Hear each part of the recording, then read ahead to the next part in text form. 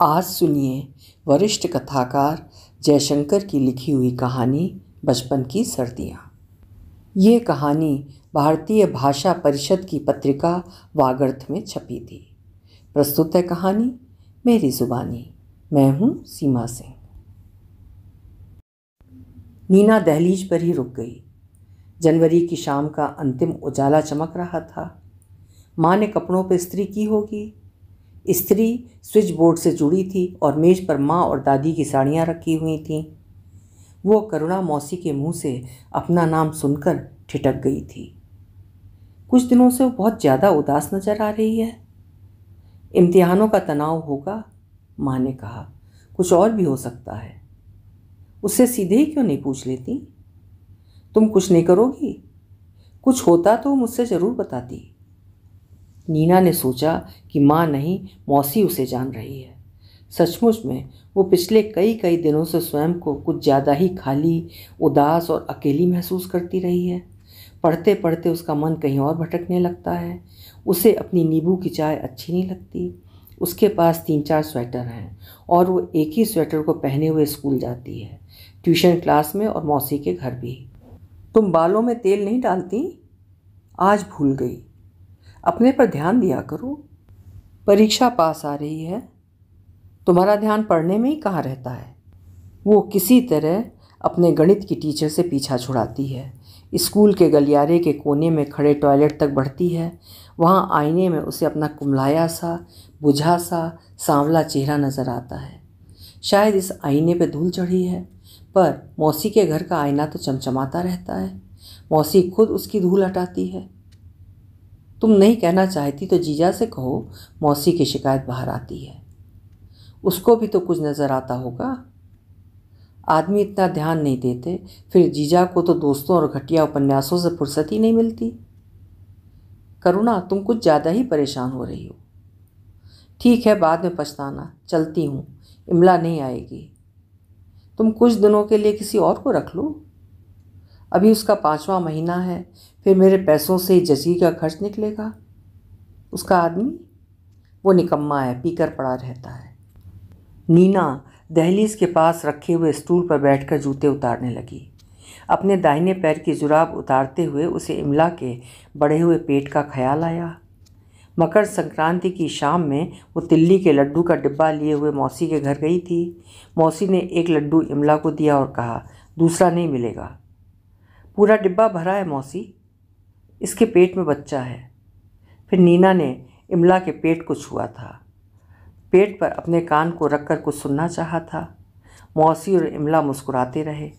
इमला ने कहा, आपकी लड़की बावली है, आजकल गुमसुम रहती है। मौसी बोली, क्या बड़ी हो गई है?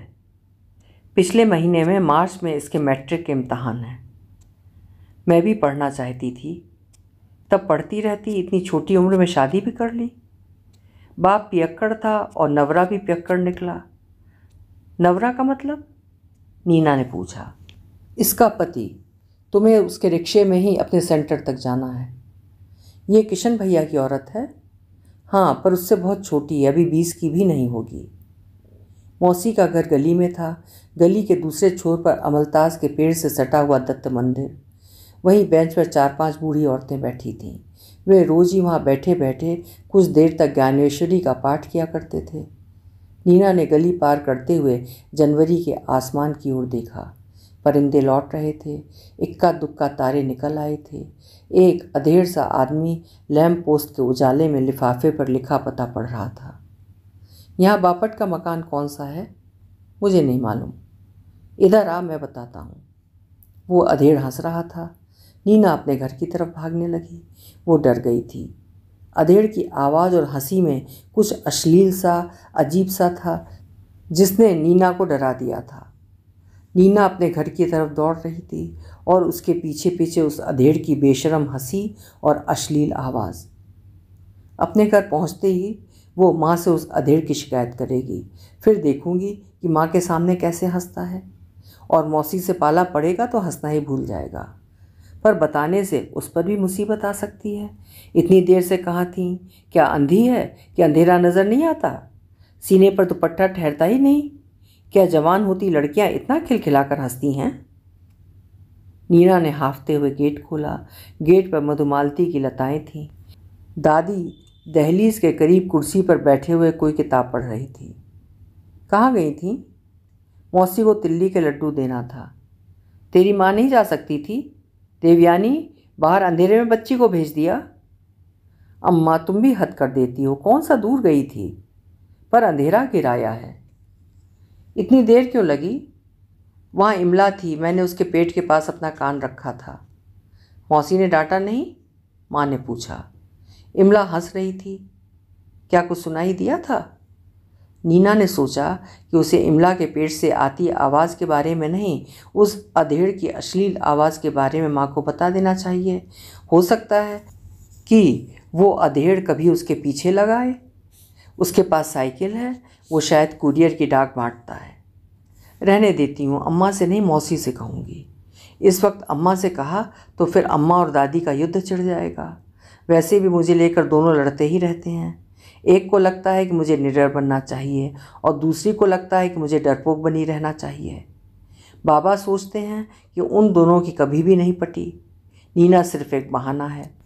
वे एक दूसरे को पसंद नहीं करती। दादी अध्यापन के लिए बाहर रहती रहीं और हाल ही में हमारे साथ रह रही हैं। दादी का अपना सोचना है और अम्मा का अपना। दादी के अपने अनुभव हैं और अम्मा के अपने। अम्मा की अपनी दुनिया है और दादी की अपनी। इमला का बच्चा कहाँ पैदा होगा? अस्पताल में। मिसेस दलाल के नर्सिंग होम में। वे गरीब लोग हैं, उनके पास इतना पैसा कहाँ से आएगा? माँ ने कहा। गरीब लोगों के बच्चे कहाँ पैदा होते हैं? सरकारी अस्पतालों में, उनकी अपनी झोपड़ियों में। ये है पैसे की महिमा, नीना ने मन ही मन कहा। इसीलिए दादी एक एक रुपए का हिसाब रखती हैं। अम्मा एक डायरी में रोज़ ही घर के खर्च उतारती हैं। बाबा गैस पर पानी गर्म करने पर गंज पर ढक्कन लगाने के लिए कहते हैं। मौसी रद्दी खरीद रहे छोटे छोटे गरीब लड़कों से भाव ताव करना नहीं भूलती। एक दिन उसे भी किसी डायरी में दूध, सब्जी, भाजी, अखबार, लॉन्ड्री, फल और फूल खरीदे जाने की उनकी कीमत सहित उतारना पड़ेगा।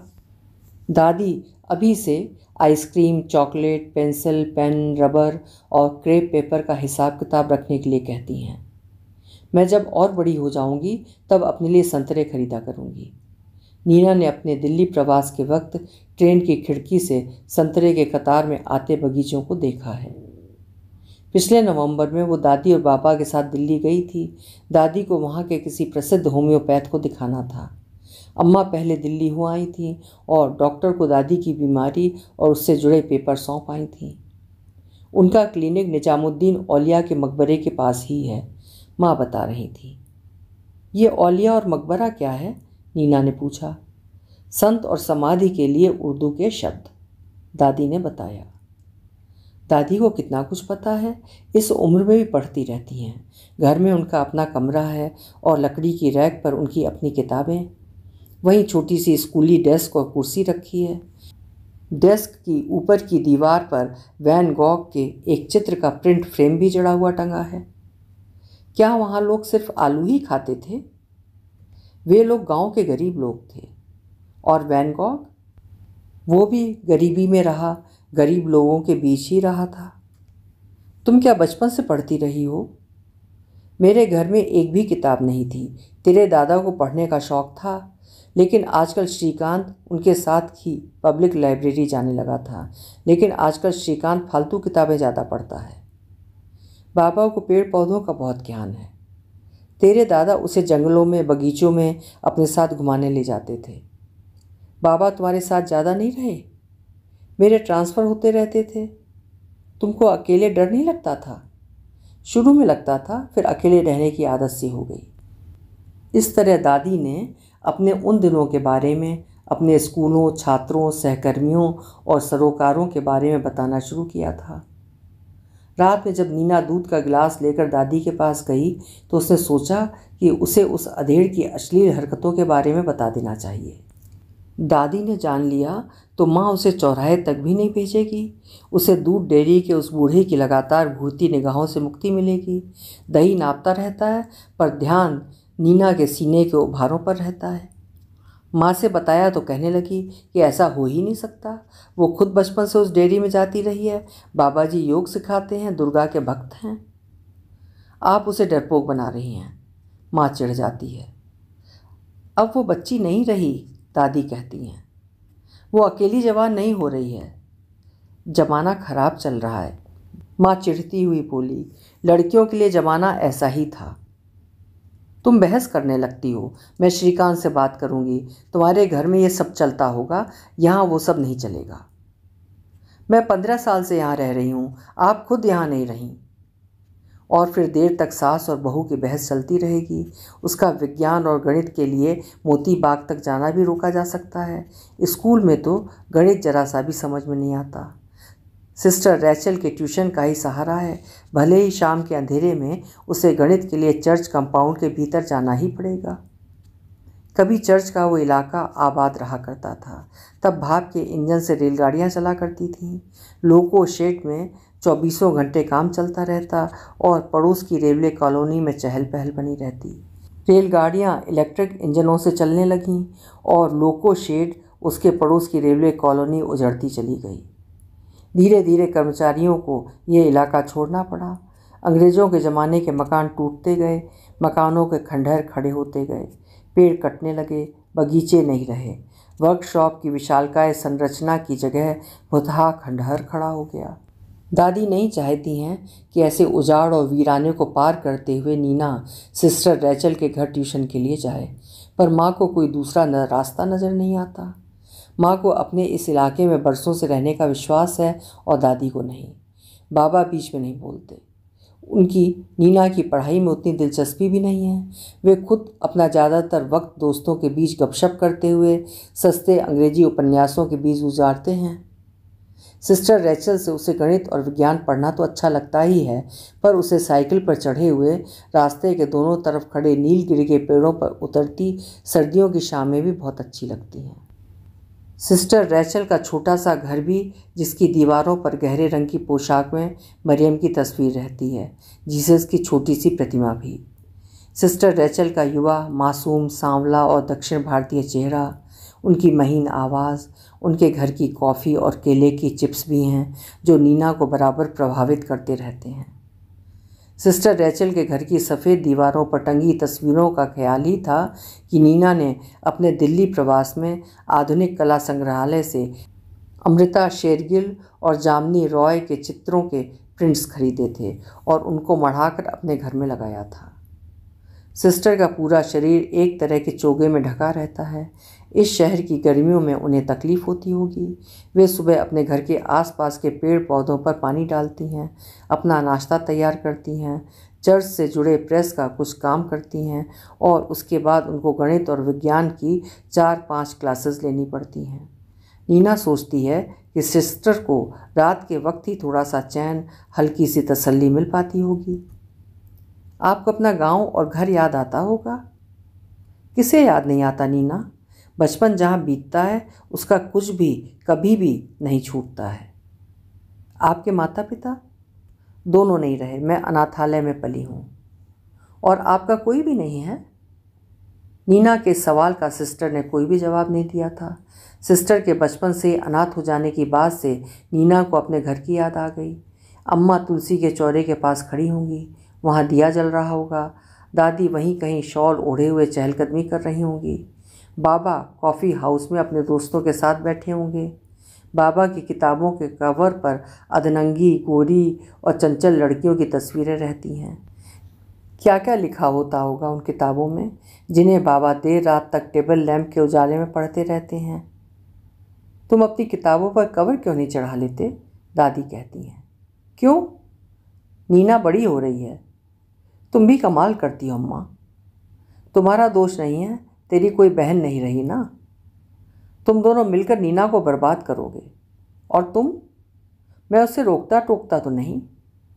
तुम्हारे पास घर के लिए वक्त ही कहाँ है? माँ कहती हैं। इसीलिए मैं घर में नहीं रहता, तुम दोनों हमेशा ही चिड़चिड़ाती रहती हो। मैं तो जाने वाली हूँ, बिटिया तुम्हारी है, अब कुछ नहीं कहूँगी। मुझे इस घर में लौटना ही नहीं था, मैं दीदी के पास चली जाऊँगी। दादी का रोना बड़बड़ाना शुरू हो जाता है।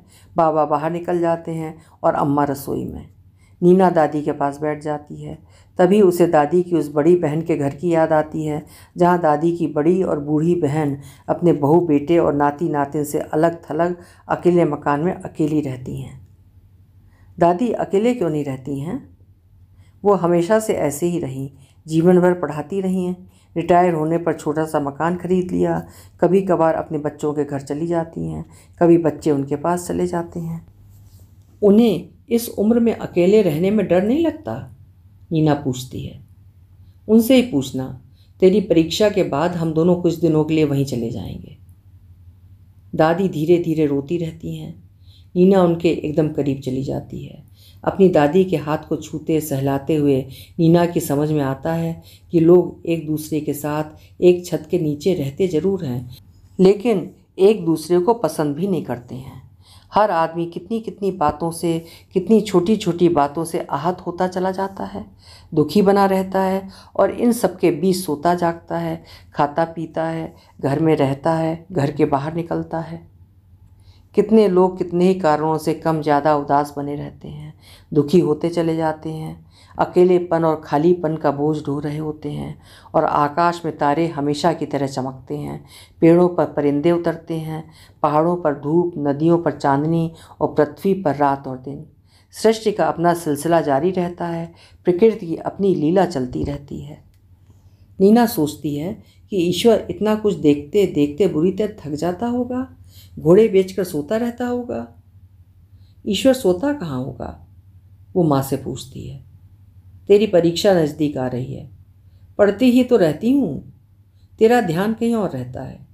तुम्हारा भ्रम है माँ, तेरी मौसी कह रही थी, वो आखिर तुम्हारी बहन है, दादी भी बता रही थी।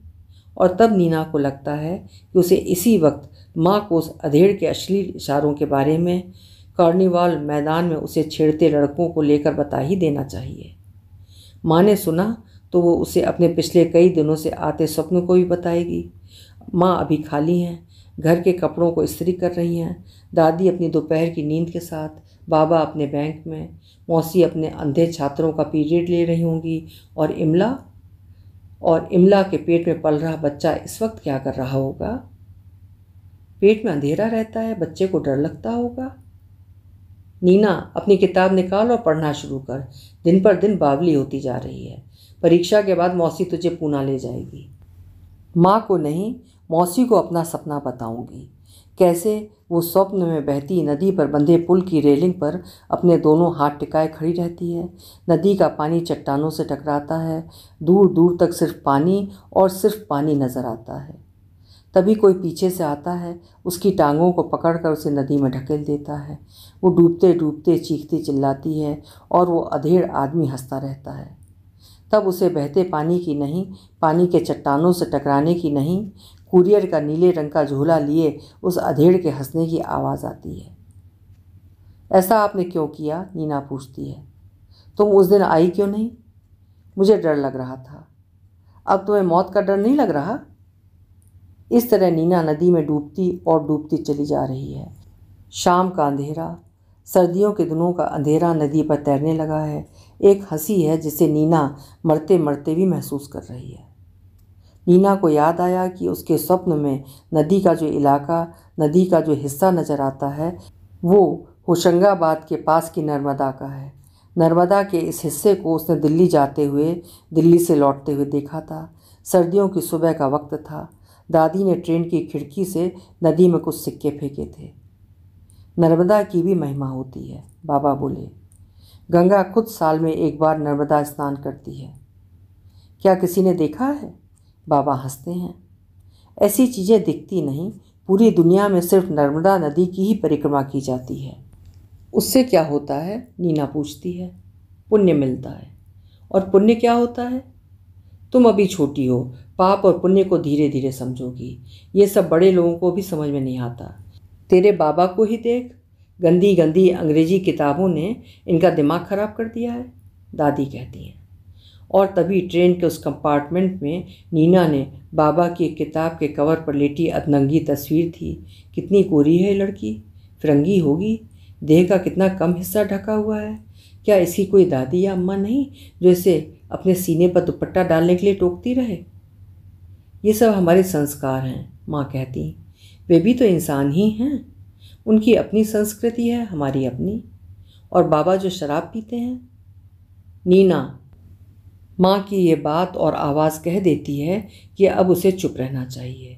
चुप सिर्फ नीना को ही रहना है। वो अभी छोटी है, उसे सवाल करने की इजाज़त नहीं है, भले ही उसे कितने ही उल्टे सीधे सवाल किए जाते हों। लड़कियों को बहुत ज़्यादा खुलकर हंसना नहीं चाहिए। उनको सोफे पर पैर फैलाकर नहीं बैठना है।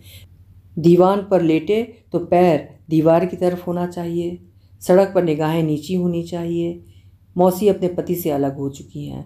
उनका लड़का हॉस्टल में रहता है। मौसी के यहाँ उनके पुरुष दोस्त भी आते हैं। उनके ड्राइंग रूम में सिगरेट पीते हैं। इमला को सिगरेट के धुएं से तकलीफ़ होती है। बाबा रात के वक्त रोज़ ही अपनी ड्रिंक के लिए बर्फ़ लेने फ्रिज तक आते हैं। पर इनको कोई कैसे कह सकता है, ये सब बड़े हो गए हैं। नीना भी छोटी है। मैं कब बड़ी हो जाऊंगी? तू बड़ी हो गई है, इमला हंसती है। कैसे?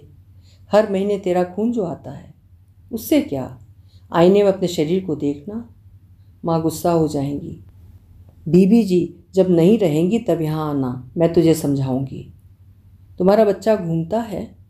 अभी नहीं, पर जल्दी उसकी हलचल मालूम पड़ने लगेगी। इमला कितना कुछ जानती है। 8वीं तक स्कूल गई है। कहती है कि कोई आदमी कैसी निगाहों से औरत की तरफ देख रहा है, ये औरत को पता चल जाता है। इमला को उस अधेड़ के बारे में बता सकती हूँ। अभी नहीं, वो खुद ही परेशान है। ऐसी हालत में भी 2-2 घरों का सारा काम करती है। पियक्कड़ आदमी की परेशानियाँ और आने वाले बच्चे का डर और तनाव, ये उसका पहला बच्चा रहेगा। तेरी माँ का पहला बच्चा पेट के अंदर ही मर गया था, दादी ने बताया था। फिर उसके 5 साल बाद तू आई। तेरे दादा बहुत खुश थे। हमने नाती नातिन की उम्मीदें छोड़ दी थीं।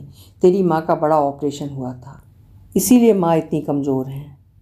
इस बात को सुनने के लिए रात में नीना अपनी माँ के आसपास ही मंडराती रही थी। उसने उस रात रोज़ की तरह दादी के पास नहीं, माँ के पास सोना चाहा था। उस दिन वो अपनी माँ से सटकर सोई थी। 2-3 बरस पहले की वो रात नीना के लिए तसल्ली की रात रही।